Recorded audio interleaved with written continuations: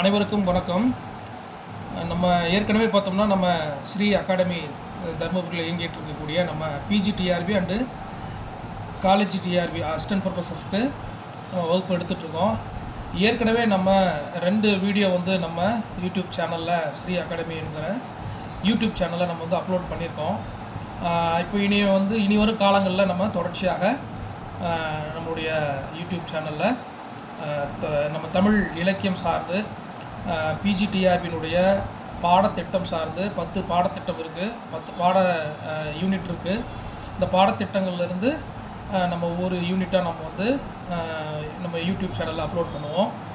இன்றைக்கி நம்ம என்ன பார்க்க போகிறோம் அப்படின்னா, இது ஒரு 3வது வீடியோ நம்ம போடக்கூடியது. இன்றைக்கி நம்ம போடக்கூடியது என்னன்னு பார்த்தோம் அப்படின்னா, அப்லோட் பண்ணக்கூடியது ஒரு நாயன்மார்கள், ஆழ்வார்கள், அதை சார்ந்து சில காப்பியங்கள் சார்ந்தும் சில வினாவிடைகளை நம்ம இன்றைக்கி பார்க்கலாம். இதில் நாயன்மார்களில் நம்ம பார்த்தோம் அப்படின்னா, கட்டாயமாக இந்த நாயன்மார்கள் சம்மந்தமாகவும் ஆழ்வார்கள் சம்மந்தமாகவும் காப்பியங்கள் சார்ந்தும் நமக்கு எல்லா தேர்வுகளிலும் நமக்கு வினாக்கள் இடம்பெறுது. அதில் நம்ம மேலோட்டமாக நம்ம பார்க்கக்கூடாது. ஒவ்வொரு வினாவும் மிக முக்கியமான வினாக்களாகத்தான் நம்ம பார்க்கணும். இந்த அடிப்படையில் தான் ஒரு தேர்வு, டிஆர்பி தேர்வு எப்படி இருக்கும், ஒரு யூஜிசி செட் நெட் தேர்வுகள் எப்படி இருக்கும், அந்த அடிப்படையில் தான் இந்த வினாக்கள்லாம் தெரிவு செய்யப்பட்டு இங்கே கொடுக்கப்பட்டிருக்கு. இப்போ நம்ம முதல் வினாவாக நம்ம என்ன பார்க்கலாம் அப்படின்னா, திங்களூரில் பாம்பு தீண்டிய அப்பூதி அடிகளாரின் மகனை உயிர் பெற்று எழச் செய்தவர் அப்படின்னு பார்த்தோம்னா நம்ம திருநாவுக்கரசர். இப்போது திருநாவுக்கரசருக்கு வேறு பெயர்களெல்லாம் நமக்கு உண்டு. அவருடைய இயற்பெயர் மருள் நீக்கியார், அப்பர் என்று அழைக்கப்படுகிறார். இதெல்லாம் நமக்கு வேறு பெயர்கள் இதெல்லாம் உண்டு. நம்ம அதுக்குள்ளே போனோம்னா நிறைய தகவல்கள் நம்ம சொல்கிற மாதிரி இருக்கும். இதில் பார்த்திங்கன்னா திருநாவுக்கரசருடைய அற்புதங்கள்னு இது ஒன்று. திங்களூரில் பாம்பு தீண்டிய அப்பூதி அடிகளாரின் மகனை உயிர் பெற்று எழச் செய்தவர் திருநாவுக்கரசர். இந்த அப்பூதி அடிகள் தான் திருநாவுக்கரசரையே தெய்வமாக வழிபட்டவர் அப்படின்னு சொல்லி நம்ம படிச்சிருப்போம் இல்லைங்களா. இது கூட ஒரு வினா தான் நமக்கு. திருநாவுக்கரசரை தெய்வமாகவே வழிபட்டவர் யார் அப்படின்னா அப்பூதி அடிகள். சரிங்களா. அவருடைய மகனை தான் இவர் உயிர்த்தெழச் செய்கிறார், பதியம்பாடி உயிர்த்தெழச் செய்தார். இது ஒரு முக்கியமான ஒரு வினா.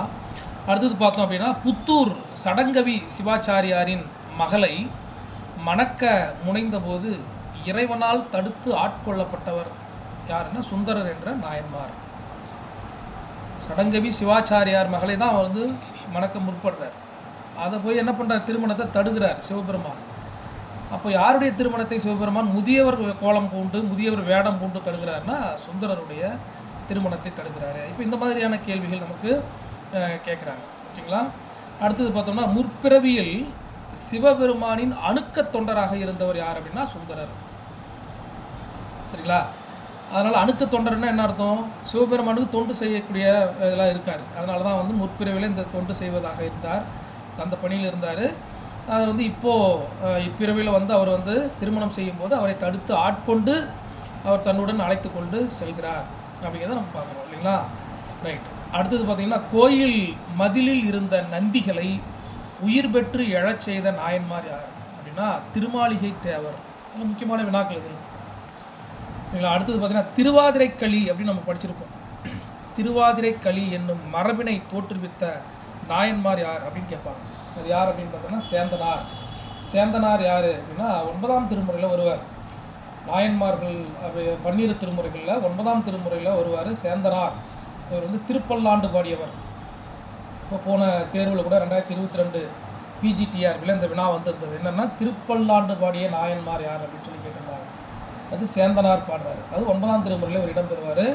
இதே சேந்தனார் அப்படிங்கிறது 9ஆம் திருமுறையில் பார்க்குறோம். ஆனால் இவர் எழுதுனது திருப்பல்லாண்டுன்னு சொன்னோம் இல்லையா. அதே திருப்பல்லாண்டு என்கின்ற நூல் ஆழ்வார்கள் பார்த்திங்கன்னா அதில் ஒருத்தர் திருப்பல்லாண்டு பாடியிருப்பார். யார் அப்படின்னா பெரியாழ்வார் பாடியிருப்பார். அப்போது நாயன்மார்களில் திருப்பல்லாண்டு பாடியவர் யார் அப்படின்னா சேந்தனார். ஆழ்வார்களில் திருப்பல்லாண்டு பாடியவர் யார் அப்படின்னு பார்த்தோம்னா பெரியாழ்வார் பாடினார். ஸோ இந்த மாதிரி நம்ம பிரித்து நம்ம பார்க்கணும். சரிங்களா. தெளிவாக படிச்சுக்கணும். சரிங்க. அடுத்தது பார்த்தோம்னா சாளரப்பன் அப்படின்னு ஒன்று இருக்கு இல்லையா. சாளரப்பன் பண்களில் சாளரப்பன் என்பது ஒன்று உண்டு. இந்த சாளரப்பன் பாடிய நாயன்மார் யார் அப்படின்னு சொல்லி கேட்பாங்க. இதெல்லாம் 9ஆம் திருமுறையில் வரக்கூடியதான். பூந்துருத்தி காடவ நம்பி. பூந்துருத்தி காடவ நம்பி என்பவர் தான் சாளரப்பன் பாடிய நாயன்மார். நம்ம வெறும் நாயன்மார்கள் அப்படின்னு சொன்னால் அவங்க எழுதின பாடல்கள் மட்டும் ஞாபகம் வச்சுக்கூடாது, அவங்க எழுதின நூல்கள் மட்டும் ஞாபகம் வச்சுக்கூடாது. அவங்க என்ன பண் பாடியிருக்கிறாங்க, என்னென்ன நெறியை பின்பற்றி இருக்கிறாங்க, என்ன மார்க்கம் அப்படிங்கிறதெல்லாம் நம்ம பார்த்துக்கணும். ஓகேங்களா? அடுத்த கேள்வி, 11ஆம் திருமுறையில் இடம்பெற்றுள்ள நூல்கள் எத்தனை? இதெல்லாம் முக்கியமான கேள்விகள். நம்ம என்ன பண்ணுவோம்னா 11ஆம் திருமுறையில் அப்படின்னு சொன்னால் அதுக்கு என்ன வேறு பெயர் அப்படின்னா பிரபந்த மாலைன்னு படிச்சிருப்போம். அப்புறம் 11ஆம் திருமுறையின் வேறு பெயர் பிரபந்த மாலை அப்படின்னு படிச்சிருப்போம். ஆனால் 11ஆம் திருமுறையில் எத்தனை நூல்கள் இடம்பெற்றிருக்கு அப்படின்னு பார்த்தீங்கன்னா 40 நூல்கள் இடம்பெற்றிருக்கு. ஓகேங்களா? அதில் ஆப்ஷனில் கொடுக்கும்போது குழப்பமாக இருக்கும், படிக்கும்போது நம்ம தெளிவாக படிச்சுக்கணும். 40 நூல்கள் இருக்குது. அடுத்த வினா பார்க்கலாம். 63 நாயன்மார்களில் அமர்ந்த கோலத்தில் காட்சி அளிப்பவர் யார் அப்படின்னா காரைக்கால் அம்மையார். இவங்க மட்டும்தான் அமர்ந்த கோலத்தில் இருப்பாங்க. காரைக்கால் அம்மையார். சரிங்களா? இவங்க தான் பதிகம், தமிழில் முதல்ல பதிகம் அறிமுகப்படுத்தினவங்க. திருவாலங்காட்டு மூத்த திருப்பதிகங்கள், அதே போல் மாலை இலக்கியத்தை இவங்க தான் அறிமுகப்படுத்துகிறாங்க. திருவிரட்டை மணிமாலை, சரிங்களா? அதே போல் அற்புத திருவந்தாதி, அந்தாதி இலக்கியத்தை இவங்க தான் அறிமுகப்படுத்துகிறாங்க. இப்போ அந்தாதி, மாலை இலக்கியம், பதிகம், இது மூணையும் இதெல்லாம் சிற்றிலக்கிய வகைக்குள்ளே வரும். இது மூன்றையும் தமிழில் முத அறிமுகப்படுத்துகிறவங்க யார் அப்படின்னா காரைக்கால் அம்மையார். அதனால தான் இவங்க பக்தி இயக்கத்தின், பக்தி இலக்கியத்தின் முன்னோடி என்று இவர் அழைக்கப்படுகிறார். யார்? காரைக்கால் அம்மையார் அழைக்கப்படுகிறார். சரிங்களா? ரைட். இப்போ அடுத்த பேஜுக்கு நம்ம போகலாம். அடுத்த கேள்வி நம்ம பார்க்கலாங்க.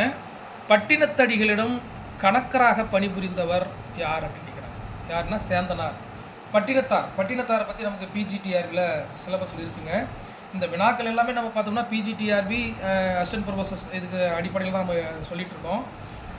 இதில் குறிப்பாக நமக்கு விரைவில் நமக்கு பிஜிடிஆர்பி தமிழ் வகுப்பில் நம்ம இதெல்லாம் தெளிவாக நடத்த போகிறோம். தேர்வு வரதுனால நம்ம அந்த பட்டினத்தடிகள் அப்படிங்கிறது நம்ம பார்த்திங்கன்னா பக்தி இலக்கியத்தில் சிலபஸில் வச்சுருக்கிறாங்க. அதனால் பட்டினத்தடிகள் பற்றி கட்டாயமாக ஒரு கேள்வி உண்டு. அதில் 3 பட்டினத்தார் இருக்கிறாங்க. முதல் பட்டினத்தார், 2ஆம் பட்டினத்தார், 3ஆம் பட்டினத்தார் அப்படின்னு சொல்லி 3 பட்டினத்தார் இருக்காங்க. இதில் பட்டினத்தடிகளை பற்றி ஒரு வினா நமக்கு எப்போவுமே கேட்பாங்க. காதற்ற ஊசியும் வாராதுகான் கடைவழிக்கே அப்படின்னு சொல்லி பாடுறாரு இல்லையா பட்டினத்தார். அந்த மாதிரி இந்த பட்டினத்தடிகளுடைய கணக்கராக பணிபுரிந்தவர் யார் அப்படின்னா சேந்தனார். நம்ம சேந்தனார் அங்கே நாயன்மாரில் பார்த்தோம், ஞாபகம் இருக்குன்னு நினைக்கிறேன். திருப்பல்லாண்டு பாடிய நாயன்மார் சொல்லுவீங்களா, அவர் தான் இந்த சேந்தனார். அப்போ இந்த மாதிரி கணக்கராக பணிபுரிந்தவர் யார், அமைச்சராக பணிபுரிந்தவர் யார் அப்படின்லாம் சொல்லி நமக்கு கேட்குறாங்க. விஜய ரகுநாத சொக்கலிங்க நாயக்கரிடம் கணக்கராக பணியாற்றியவர் யார் அப்படின்னா தாயுமானவர். அரிமர்த்தன பாண்டியனிடம் அமைச்சர் பணி செய்தவர் யார் அப்படின்னா மாணிக்க வாசகர். அந்த மாதிரி இங்கே பட்டினத்தடிகளிடம் கணக்கராக பணிபுரிந்தவர் யார் அப்படின்னு சொல்ல சேந்தனார். ஓகேங்களா? அடுத்த கேள்வி, 11ஆம் திருமுறையில் அதிக பாடல்களை பாடியவர். இந்த மாதிரி தான் வினாக்கள் எடுப்பாங்க. அதிக பாடல்கள் என்ன, அதிக நூல்கள், அதிக பாடல்களை பாடியவர் யார் அப்படின்னு நம்ம பார்த்தோம்னா நக்கீர தேவநாயனார். இவர் தான் அதிகமான பாடல்களை 11ஆம் திருமுறையில் பாடியிருக்கிறாரு. இந்த மாதிரி தான் கொஷினே எடுப்பாங்க. இந்த மாதிரி வினாக்கள் வேறு வரத்துக்கு 100% நமக்கு வாய்ப்பு இருக்குது. ஓகேங்களா? அடுத்தது பாருங்கள், அனபாய சோழன் அவையில் அமைச்சராய் இருந்தவர் அப்படின்னு சொல்லியிருக்காங்க. அனபாய சோழன் அவையில் அமைச்சராய் இருந்தவர் சேக்கிழார். நம்ம முன்ன பார்த்தீங்களா, தாயுமானவர் எங்கே பணி செய்தார், மாணிக்க வாசகர், இங்கே சேந்தனார்னு பார்த்தோம். அந்த மாதிரி இங்கே சேக்கிழார் யாருடைய அவையில் அமைச்சராக இருந்தார் அப்படின்னா அனபாய சோழனுடைய அவையில் அமைச்சராக பணிபுரிந்தார். சரிங்களா? அதுக்கடுத்தது திருஞான சம்பந்தர் பாடிய தேவாரத்தின் பெயர் என்ன? திருக்கடை காப்பு. இந்த மாதிரி கேட்பாங்க. இப்போ திருஞான சம்பந்தர் பாடிய தேவாரத்துக்கு என்ன பேர், திருநாவுக்கரசர் பாடியதுக்கு என்ன பேர், சுந்தரர் பாடிய பாடல்களுக்கு என்ன பெயர், இதெல்லாம் பேசிக்காக நம்ம தெரிஞ்சு வச்சுக்கிறது நல்லது. ஓகேங்களா? அடுத்த கொஸ்டின், சூளை நோயால் ஆட்கொள்ளப்பட்ட நாயன்மார் யார்? திருநாவுக்கரசர். சூளை நோய் அப்படின்னா என்ன அப்படின்னு ஒரு கொஸ்டின் கேட்டாங்கன்னா வயிற்று நோயின்னு அர்த்தம், தீராத வயிற்று வலின்னு அர்த்தம். சரிங்களா? அந்த தீராத வயிற்று வலியை இவர் சமணம் சார்ந்திருந்த போது சிவபெருமான் அவருக்கு கொடுக்குறார், அந்த வழியை தருகிறார். அதுக்கப்புறமா தான் சமண சமயத்திலிருந்து அவருடைய தமக்கையார், திருநாவுக்கரசருடைய தமக்கையார் யார், திலகவதியார் இவரை வயிற்று வலியிலேருந்து மீட்டு சமணத்திலிருந்து சைவத்துக்கு மாற்றுறாங்க அப்படின்னு நம்ம படிச்சிருப்போம். அப்போது சூளை நோய் அப்படின்னா என்னென்னா வயிற்று வலி. இது கூட கேட்கலாம். இந்த சூளை நோயை அவர் மீட்டதனால, நீக்கியதனால் திருநாவுக்கரசர் பாடிய முதல் பதியம் கூற்றாயினவாறு விளக்ககளிர் அப்படின்னு ஒரு பாடல் பாடுறார். 10 பாடல்களை கொண்ட ஒரு பதியத்தை பாடுறார். இப்போ திருநாவுக்கரசர் பாடிய முதல் பதியம் அப்படின்னு ஒரு வினா வந்தது அப்படின்னா கூற்றாயினவாறு விளக்ககளிர். ஏன்னா கூற்றாயினவாறு விளக்ககளிர் என்ற முதல் பதியம் பாடிய நாயன்மார் யாருன்னு கேட்பாங்க. அப்போ திருநாவுக்கரசர். ஓகேங்களா? இப்படியெல்லாம் வினாக்களை நம்ம வந்து பார்க்கணும். அடுத்தது அரிமர்த்தன பாண்டியனிடம் அமைச்சர் பணி செய்த நாயன்மார். இது முன்னாடி நம்ம சொன்னோம் இல்லைங்களா? மாணிக்க வாசகர். அரிமர்த்தன பாண்டியனிடம் அமைச்சர் பணி செய்த நாயன்மார் யார் அப்படின்னா மாணிக்க வாசகர். இந்த மாதிரியெல்லாம் வினாக்கள் ஒன்று உண்டு, நமக்கு நிச்சயமாக கேட்குறாங்க. அனபாய சோழனின் அவையில் அமைச்சராக இருந்தவர் சேக்கிழார். பட்டினத்தடிகளிடம் கணக்கராக பணிபுரிந்தவர் சேந்தனார். இப்படி பார்த்தீங்களா? இந்த மாதிரி இதில் ஒரு வினா நமக்கு கட்டாயம் வந்து இடம்பெறும். அடுத்தது உழவார பணி செய்த நாயன்மார் யார் அப்படின்னா திருநாவுக்கரசர். உழவார பணின்னா என்ன அப்படின்னா, திருநாவுக்கரசர் வந்து தன்னுடைய தோளில் வந்து ஒரு கருவி வச்சுருப்பார். ஒவ்வொரு கோயிலாக போகிறது, அங்கே பாடல் பாடுறதுக்கு முன்னாடி என்ன பண்ணுவார், அந்த கோயில்களெல்லாம் சுத்தம் செய்வார். தூய்மை பணி செய்வது உழவார பணி அப்படின்னா கோயில்களை சுத்தம் செய்வது. அப்போ அந்த கருவி வச்சுருப்பார்ல, அந்த கோயில் சுற்றி இருக்கக்கூடிய புல் பூண்டுகள் எல்லாம் வெட்டி எடுத்து அதை வந்து என்ன பண்ணுறது, தூய்மை செய்வார், சுத்தம் செய்வார். அந்த கருவிக்கு பேர் தான் களை கொட்டு கருவி அப்படின்னு அதுக்கு பேர். உழவார பணி அப்படின்னா என்ன அர்த்தம்னா, உழவார பணின்னா களை கொட்டு கருவியை கொண்டு அவர் வந்து இந்த கோயில் பணியை சுத்தம் செய்வார். அதுக்கு பேர் தான் உழவார பணி என்று அந்த பேர் வந்து அதுக்கு அழைக்கப்படுது. ஓகேங்களா? அந்த களை கொட்டு கருவியை வைத்திருந்த நாயன்மார் யார் கூட கேட்பாங்க, திருநாவுக்கரசர். சரிங்க. அடுத்தது 9ஆம் திருமுறையில் இடம்பெற்றுள்ள பதியங்கள் எத்தனை அப்படின்னா 29. நம்ம 11ஆம் திருமுறையில் எத்தனை நூல்கள் இருக்குதுன்னு பார்த்தோம் இல்லைங்களா? 40 நூல்கள் இருக்குதுன்னு பார்த்தோம். அந்த மாதிரி 9ஆம் திருமுறையில் இடம்பெற்றுள்ள பதியங்கள் எத்தனை அப்படின்னா 29. ஓகேங்களா? இதெல்லாம் முக்கியமாக கேட்கக்கூடிய வினாக்கள் தான். அடுத்தது 9ஆம் திருமுறை பாடல்கள் அழைக்கப்பெறும் முறை என்ன அப்படின்னா திருவிசைப்பா, திருப்பல்லாண்டு. இது ரெண்டும் இந்த 9ஆம் திருமுறைக்கு அழைக்கப்படுகின்ற பெயர்கள். திருவிசைப்பா, திருப்பல்லாண்டு. ஏன்னா இது ரெண்டும் 9ஆம் திருமுறையில் தான் இடம்பெற்றிருக்கு. அதனால் 9ஆம் திருமுறைக்கு பேரை வந்து திருவிசைப்பா அப்புறம் திருப்பல்லாண்டுன்னு சொல்கிறோம். அடுத்தது திராவிட சிசு என வைணவர்களால் போற்றப்படுபவர் யார் அப்படின்னா நம்மாழ்வார். நம்ம திராவிட சிசு அப்படின்னா நம்ம நாயன்மார்களில் பார்க்கும்போது திருஞான சம்பந்தரை பார்ப்போம். ஆதிசங்கரால் திராவிட சிசு என்று அழைக்கப்படுவர் யார் அப்படின்னா திருஞான சம்பந்தர்னு படிச்சிருக்கோம். ஆனால் அதே திராவிட சிசு அப்படின்னு சொல்லி வைணவர்களால் போற்றப்படுவர் இருக்கிறாரு, அந்த ஆழ்வார் யார் அப்படின்னா நம்மாழ்வார். சரிங்களா? அப்போ திராவிட சிசு என வைணவர்களால் போற்றப்படுபவர் யார் அப்படின்னு ஒரு கொஸ்டின் கேட்டாங்கன்னா நம்மாழ்வார். ஏன்னா நம்ம எல்லாமே நாயன்மார்களை தான் படிச்சிருக்கோம் திராவிட சிசுன்னு சொல்லிட்டு. ஆனால் வைணவர்களில் யார் திராவிட சிசு அப்படின்னு நமக்கு வந்து கேட்டாங்கன்னா நம்மாழ்வார். ஓகேங்களா? ரைட். இப்போது அடுத்த வினாவுக்கு நம்ம வந்துடலாம். அப்புறம் பார்த்தோம் அப்படின்னா ராம அவதாரத்தில் மிகுந்த ஈடுபாடு கொண்ட ஆழ்வார் யார் அப்படின்னா குலசேகர ஆழ்வார். இந்த மாதிரி வினாக்கள்லாம் முன்னாடி தேர்வில் கேட்டிருக்காங்கன்னு நினைக்கிறேன். ராம அவதாரத்தில் மிகுந்த ஈடுபாடு உடைய ஆழ்வார் யார் அப்படின்னா குலசேகர ஆழ்வார். குலசேகர ஆழ்வார் என்பது தான் ஆழ்வார்களில் ஒரே மன்னர், சேர நாட்டை சேர்ந்தவர் அப்படின்லாம் நம்ம படிச்சிருக்கோம். ராமன் மீது மிகுந்த பக்தி கொண்டவர். அதெல்லாம் வந்து பெருமாள் திருமொழி இதெல்லாம் பாடியிருக்கிறார். சரிங்களா? திருவேங்கடத்தில் இருக்கக்கூடிய திருப்பதியில் இருக்கக்கூடிய வெங்கடாசலபதியை வந்து என்ன பண்ணுறாரு, ராமனை வந்து ராமனுடைய அவதாரம் தானே அது அந்த கோவில்.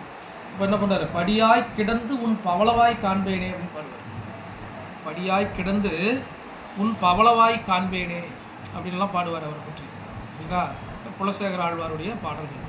ரைட். அடுத்தது பிற்காலத்தில் பிள்ளைத்தமிழ் என்ற இலக்கிய வகை தோன்றுவதற்கு காரணமாக இருந்த ஆழ்வார் யார் அப்படின்னா குலசேகர ஆழ்வாரும் பாடுகிறார்.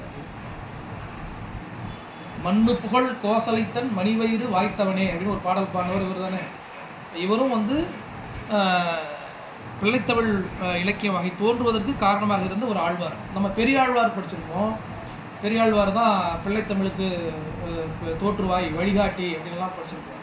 ஆனால் குலசேகர ஆழ்வாரும் பிள்ளைத்தமிழ் இலக்கிய வகைக்கு காரணமாக இருந்தார், தோன்றுவதற்கு காரணமாக இருந்தவர். ஓகேங்களா? அடுத்தது கல்லர் மரபில் தோன்றிய ஆழ்வார் யார் அப்படின்னா திருமங்கை ஆழ்வார்.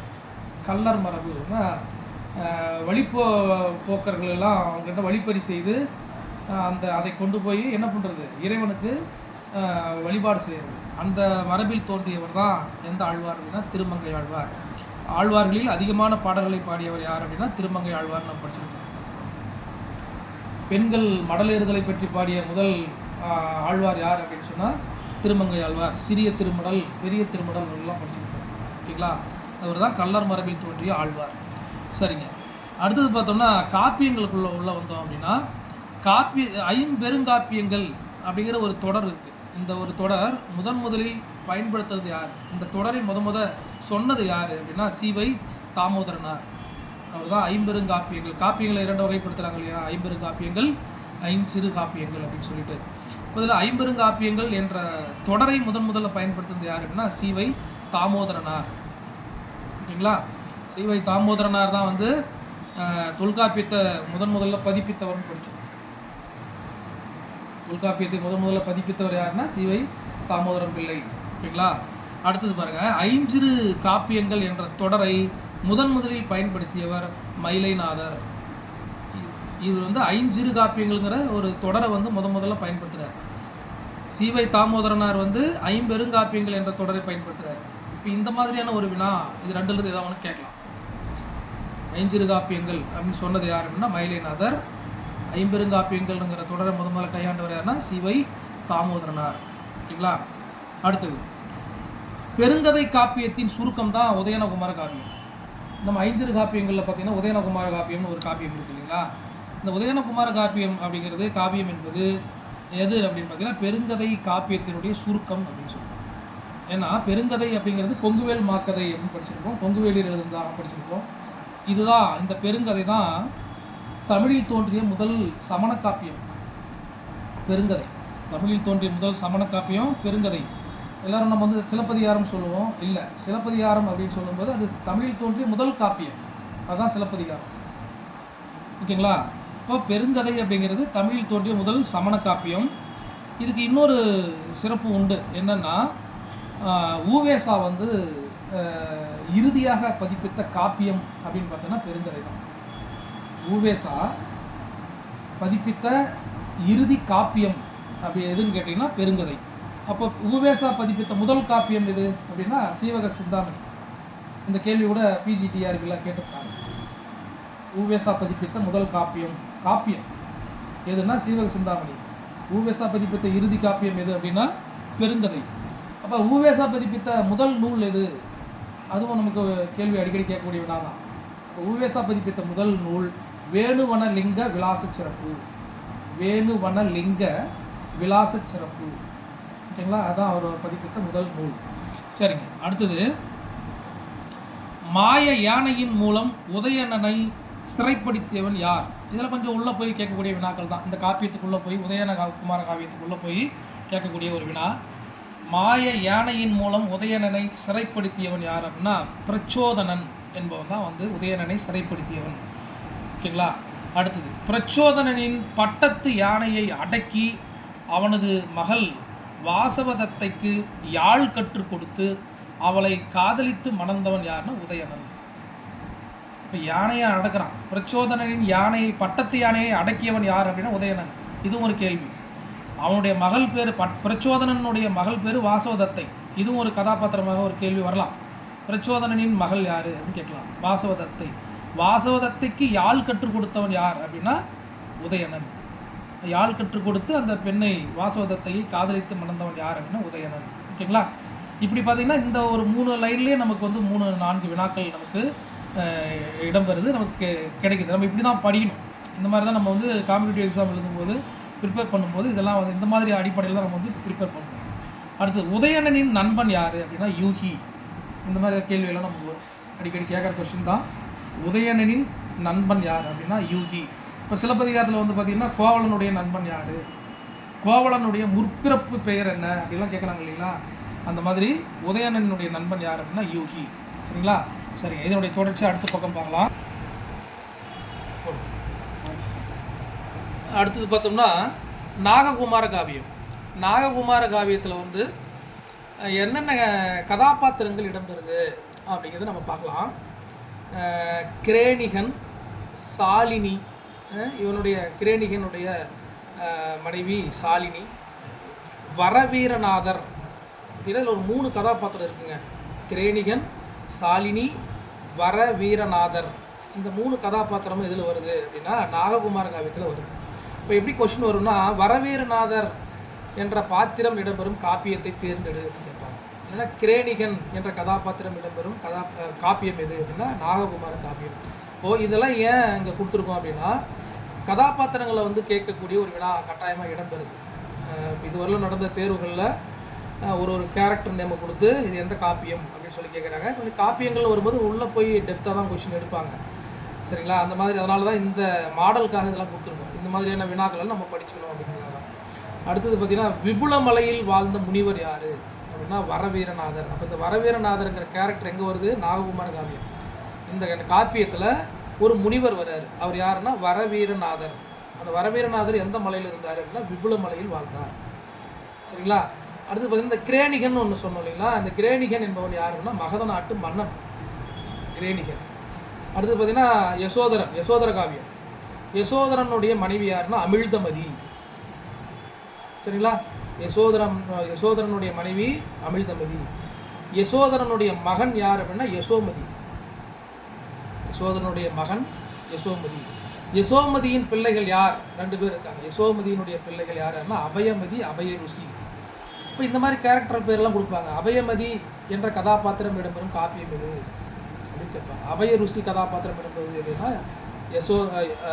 யசோதர காவியத்தில் தான் அவங்க 2 கேரக்டர் இதில் இடம்பெறுது. அடுத்து ஒரு முக்கியமான கேள்வி, மாரிதத்தன் பாத்திரம் இடம்பெறும் காப்பியம். பாருங்க, இது உங்களுக்கு இந்த மாதிரியும் வினாக்கள் வரலாம் அப்படிங்கிறதுக்காக தான் இந்த வினாக்கள் எடுத்துருக்கு. மாரிதத்தன் பாத்திரம் இடம்பெறும் காப்பியம் எது அப்படின்னா யசோதர காவியம். ஓகேங்களா? அடுத்தது பாருங்க, அபயருசி. அபயருசியின் முற்பிறப்பு பெயர் என்ன அப்படின்னா யசோதரன். இப்போ இந்த மாதிரி இந்த முற்பிறப்பு பெயரை கேட்குறாங்க. கண்ணகியினுடைய முற்பிறப்பு பெயர் என்ன? மணிமேகலுடைய முற்பிறப்பு பெயர் என்ன? உதயனகுமாரனுடைய முற்பிறப்பு பெயர் என்ன? உதயனனுடைய முற்பிறப்பு பெயர் என்ன? அப்போ முற்பிறப்பு பெயர்களை பற்றி கண்டிப்பாக ஒரு கேள்வி நமக்கு இடம்பெறுது. இப்போது அபயருசியின் முற்பிறப்பு பெயர் என்னன்னா யசோதரன். ஓகேங்களா? அடுத்தது ஸ்ரீபுராணம். இந்த ஸ்ரீபுராணம் என்ற 6 கத மகாபுராணத்தை தழுவி எழுந்த நூல் தான் சூளாமணி. சூளாமணி தான் தோளாமொழி தேவர் எழுதின நூல் இது. இல்லை ஸ்ரீபுராணம் இருக்கு இல்லையா, இதை பார்த்தீங்கன்னா மண்டலபுருடர் எழுதியிருப்பார். மணிப்பிரவாள நடையில் எழுதப்பட்ட முதல் நூல் இது. இது ஒரு கேள்வி கேட்டிருக்காங்க. மணிப்பிரவாள நடையில் எழுதப்பட்ட முதல் நூல் ஸ்ரீபுராணம். ஸ்ரீபுராணத்தினுடைய ஆசிரியர் மண்டலபுருடர். சூடாமணி நிகண்டுன்னு ஒன்று படிச்சிருக்கோம். சூடாமணி நிகண்டினுடைய ஆசிரியர் யாருனாலும் மண்டலபுருடர் தான். சரிங்களா? மணிப்பிரவாள நடைனா என்னென்னா தமிழும் வடமொழியும் கலந்து எழுதப்படுகின்ற நடை, எழுத்து நடை. அதை தான் நம்ம வந்து என்னன்னு சொல்கிறோம்? மணிப்பிரவாள நடைன்னு சொல்கிறோம். ஓகேங்களா? அடுத்தது பயாபதினு ஒரு கேரக்டர் வருது. பயாபதியினுடைய மகன்கள் யார் யார் அப்படின்னா திவிட்டன், விசயன். இதெல்லாம் 5 காப்பியங்களில் வரக்கூடிய கேரக்டர் நினைச்சதெல்லாம். பயாபதியின் மகன்கள் யாருன்னா திவிட்டன், விசயன். திவிட்டன் மீது மாய சிங்கத்தை ஏவியவன் யார் அப்படின்னா அசுவகண்டன். திவிட்டன் மீது மாய சிங்கத்தை ஏவியவன் அசுவகண்டன். அசுவகண்டன் மகள் பேர் எதுனா சயம்பவை. அசுவகண்டன் மகள் பேர் சயம்பவை. திவிட்டனுடைய மனைவி தான் சயம்பவை. சரிங்களா? அசுவகண்டனுடைய மகள் சயம்பவை. சயம்பவை யாருடைய மனைவி அப்படின்னா திவிட்டனுடைய மனைவி. திவிட்டன், சயம்பவையினுடைய மகள்கள் யார்? 2 பேர். இவங்க 2 பேருக்குடைய மகள் யாருன்னா சோதிமாலை. திவிட்டன், சயம்பவை இவங்க 2 பேரும் கணவன் மனைவி இல்லையா? இவங்களுடைய மகள் யாருன்னா சோதிமாலை. இந்த சோதிமாலை யார் அப்படின்னா அமுதசேனனுடைய மனைவி. இதெல்லாம் ஒரு காப்பியமாக கதையாக சொல்லும்போது தான் நமக்கு கிளியராக உங்களுக்கு தோணும், கிளியராக இருக்க மாதிரி தோணும். ஆனால் இந்த மாதிரி கேரக்டர்லாம் கேட்குறாங்க, யார் யாருக்கு என்னென்ன ரிலேட்டிவாக இருக்குது, ஒரு தொடர்பு இருக்குது அப்படிங்கிறதுக்காக ஒரு மாடலுக்காக இது கொடுக்கப்பட்டிருக்கு. இதெல்லாம் நீங்கள் பார்த்துக்கணும். இதெல்லாம் முக்கியமான ஒரு கேள்விகள் தான். சரிங்களா? அடுத்து சூளாமணி காப்பியம் இருக்கு இல்லையா? சூளாமணி சீவக சிந்தாமணியை விட செப்பமான நடையுடையது அப்படின்னு சொன்னவர் யாருன்னா மூவா. இந்த மாதிரி ஒரு மேற்கோளை கூட கேட்பாங்க. சரிங்களா? சூளாமணி சிந்தாமணியை விட செப்பமான நடையுடையது என்றவர் வரதராசனார் சொன்னார். சரிங்களா? அடுத்தது சேந்தன் என்பவனுடைய அவைக்களத்தில் அரங்கேற்றப்பட்ட காப்பியம் வந்து சூளாமணி. இப்படிலாம் கேட்கலாம். சூளாமணி யாருடைய அவைக்களத்தில் அரங்கேற்றப்பட்டது அப்படின்னா சேந்தன். சூளாமணி ஆசிரியர் தோளாமொழி தேவர். இது நமக்கு வந்து அடிப்படையில் நம்ம தெரிஞ்சுக்கிறோம் இல்லைங்களா. இதெல்லாம் வந்து பேசிக்காக நூல் ஆசிரியர் பற்றி நம்ம தெரிஞ்சுக்கணும். அடுத்த கேள்வி பாருங்கள், உங்களுக்கு சூளாமணிக்கு ஆசிரியர் இட்ட பெயர், சூளாமணிக்கு ஆசிரியர் இட்ட பெயர் என்ன அப்படின்னா செங்கன் நெடியான் சரிதம். செங்கன் நெடியான் சரிதம், இதுதான் சூளாமணிக்கு ஆசிரியர் இட்ட பெயர். ஓகேங்களா. அடுத்தது, பழையனூர் நீலி என்னும் பேயை காமலேகை என்ற இளவரசி உருவில் யாரை மயக்க காளி அனுப்பினாள் அப்படின்னா முனிச்சந்திரர். முனிச்சந்திரர். இதில் பாருங்கள் நிறைய வினாக்கள் இருக்குது. பழையனூர் நீலி என்னும் பேய், இது வந்து ஒரு பேய். அது என்ன பண்ணுது அப்படின்னா காமலேகை என்ற இளவரசி உருவில் யாரை மயக்குவதற்காக காளி அனுப்பினாள் அப்படின்னா முனிச்சந்திரரை வந்து மயக்குவதற்காக என்ன பண்ணுறாங்க, காமலேகை என்ற இளவரசி உருவில் பழையனூர் நீலி வரா. சரிங்களா. பழையனூர் நீலி என்னும் பேயை காமலேகை என்ற இளவரசி உருவில் யாரை மயக்க காளி அனுப்பினாள் அப்படின்னா முனிச்சந்திரர். சரிங்களா. காயசண்டி உருவில் யார் வந்தது, யார் வந்து உணவு கொடுத்தது, பனிமேகலை படிச்சுக்கணும். சரிங்களா. ரைட். அந்த மாதிரி தான் இந்த உருவில் யார் வந்தது அப்படின்னு தெரிஞ்சுக்கலாம். அடுத்தது, முனிச்சந்திரரிடம் தோற்றவள் யார் அப்படின்னா காமலேகை. முனிச்சந்திரர் என்பவரிடம் தோற்றவள் காமலேகை. நீலகேசியிடம் தோற்றவர்கள் யார் யார் அப்படின்னா குண்டலகேசி, அர்த்த சுந்தரர், ஆசிவகர், சாங்கியர். இவர்களெல்லாம் குண்டலகேசி, அர்த்த சுந்தரர், ஆசிவகர், சாங்கியர், இவங்கெல்லாம் நீலகேசியிடம் தோற்றவர்கள். நீலகேசியினுடைய காலம் என்ன அப்படின்னா கிபி 5 அல்லது 6ஆம் நூற்றாண்டுன்னு சொல்கிறோம். இந்த பிஜிடிஆர்பியில் நமக்கு காப்பியங்களில் வந்து காப்பியங்கள், பக்தி இலக்கியங்கள், இதில் ஒவ்வொருத்தருடைய காலம், அந்த நூலினுடைய காலம், எப்போ பதிப்பிக்கப்பட்டது, உரை எழுதுனது யார், இதெல்லாம் வந்து புது சிலபஸில் இருக்குது. நியூ சிலபஸில் அதில் ஆட் பண்ணியிருக்காங்க. இப்போ கட்டாயமாக என்ன பண்ணணும்னா ஒவ்வொரு நூலும் நம்ம படிக்கிறோம். 5 பெருங்காப்பியங்கள், 5 காப்பியங்கள் அப்படின்னு சொன்னால் இதனுடைய காலம் நம்ம வந்து தெரிஞ்சுக்கணும். இதனுடைய ஆசிரியர் யார், இதெல்லாம் நம்ம தெரிஞ்சுக்கிறது பெட்டர். சரிங்களா. அடுத்தது பார்த்திங்கன்னா சூளாமணியுடைய காலம் கிபி 10ஆம் நூற்றாண்டில் எழுதப்பட்டிருக்கு. யசோதர காவியம் இது வந்து பார்த்திங்கன்னா கிபி 13ஆம் நூற்றாண்டில் எழுதப்பட்டிருக்கு. உதயனகுமார காவியம் கிபி 15ஆம் நூற்றாண்டில் எழுதப்பட்டிருக்கு. நாககுமார காவியம் கிபி 16ஆம் நூற்றாண்டில் எழுதப்பட்டிருக்கு. இதில் என்ன பண்ணியிருக்கேன் அப்படின்னா நீலகேசி பார்த்திங்கன்னா கிபி 5 அல்லது 6. இதனுடைய அடுத்தது பார்த்திங்கன்னா 10ஆம் நூற்றாண்டு வருது. எதுனா சூளாமணி. 10ஆம் நூற்றாண்டுக்கு அடுத்தது பார்த்திங்கன்னா 13ஆம் நூற்றாண்டு கொடுத்துருக்கேன். யசோதர காவியம் 13ஆம் நூற்றாண்டு. 13ஆம் நூற்றாண்டுக்கு அடுத்தது 15ஆம் நூற்றாண்டில் ஒரு நூல் வந்திருக்கு, காப்பியம் வந்திருக்கு. அது என்ன உதயனகுமார காவியம். 15ஆம் நூற்றாண்டுக்கு அடுத்தது 16ஆம் நூற்றாண்டுன்னு கொடுத்துருக்கேன். இது எதுனா நாககுமார காவியம் வந்திருக்கு. இது வந்து ஒரு தொடர்ச்சியாக நூற்றாண்டெல்லாம் தெரிஞ்சுக்கணும். இந்த நூற்றாண்டை தெரிஞ்சுக்கிட்டோம்னா இந்த நூல் நமக்கு ஞாபகம் வந்துடும். அதுக்காக இது தொடர்ச்சியாக அப்படி ஒரு வினா எடுக்கப்பட்டிருக்கு. ஓகேங்களா. ஏன்னா சிலபஸில் இது வந்து நமக்கு இப்படி வந்து காலம் கேட்டிருக்காங்க. மிக முக்கியமானது என்னென்னா ஒரு நூலை எடுத்துட்டோம்னா கட்டாயமாக காலம் தெரிஞ்சுக்கணும், ஆசிரியர் தெரிஞ்சுக்கணும், உரை எழுதணும் தெரிஞ்சுக்கணும், பதிப்புகள் தெரிஞ்சுக்கணும். இதுதான் முக்கியமான வினாக்கள். சரியா. அடுத்தது பார்த்தோம் அப்படின்னா நீலகேசியை பதிப்பித்தவர் யார். இப்போ தான் நம்ம பதிப்பு பற்றி பேசணும் இல்லைங்களா. நீலகேசியை பதிப்பித்தவர் யார் அப்படின்னா சக்கரவர்த்தி நயினார். இதெல்லாம் முக்கியமான கேள்விகள் தான். நீலகேசியை பதிப்பித்தவர் சக்கரவர்த்தி நயினார். ஒவ்வொரு நூலையும் நம்ம யாரெல்லாம் பதிப்பிச்சாங்க அப்படிங்கிறத நம்ம வந்து கொஞ்சம் நல்லா டெப்த்தாக படிச்சுக்கோங்க. இந்த மாதிரி கேள்விகளை நமக்கு கட்டாயமாக இடம்பெறும். இப்போ ஒரு நீலகேசின்னு சொன்னால் கேரக்டர் நேம் தெரிஞ்சுக்கணும். எத்தனை பகுதிகளை உடையது, எத்தனை பருவங்களை உடையது, அவங்களுடைய கேரக்டர் நேம் என்னென்ன, அதில் யானைகள் வந்தால் அந்த யானையை யார் அடக்குனாங்க, அந்த யானையினுடைய பேர் என்ன, இதெல்லாம் நம்ம வந்து கட்டாயமாக காப்பியங்களில் தெரிஞ்சுக்கணும். ஓகேங்களா. அடுத்து பார்த்தோம் அப்படின்னா இங்கே ஒரு கேள்வி கொடுத்துருக்கேன். உதயனகுமார காவியத்தின் காண்டங்கள், காண்டம் என்றால் பெரும் பிரிவு என்று பொருள். இது கூட ஒரு தேர்வில் இப்போ கேட்டிருந்தாங்க சமீபத்தில். காண்டம் என்பது அப்படின்னு கொடுத்துருந்தாங்க. எங்கன்னா 12th தமிழ் கொடுத்துருந்தாங்க, பொது தமிழில். காண்டம்னா என்னது அப்படின்னா பெரும் பிரிவுன்னு அர்த்தம். படலம், இளம்பகம், இந்த மாதிரிலாம் வருதுங்களா, காதை, இதெல்லாம் உட்பிரிவுன்னு நம்ம சொல்லுவோம். காண்டம் என்றால் பெரும்பிரிவு. அப்போது உதயனகுமார காவியத்தின் காண்டங்கள் எத்தனைன்னா 6. இதையும் கொடுத்துருக்கு. என்னென்ன அப்படின்னா உஞ்சை காண்டம், இலாவண காண்டம், மகத காண்டம், வத்தவ காண்டம், நரவாண காண்டம், துறவு காண்டம் அப்படின்னு முதல்ல இந்த 6 காண்டங்களையும் இங்கே நாம் வரிசைப்படுத்தி கொடுத்துருக்கோம். இதில் நிரல்படுத்துக்கணும்னு கேட்பாங்க.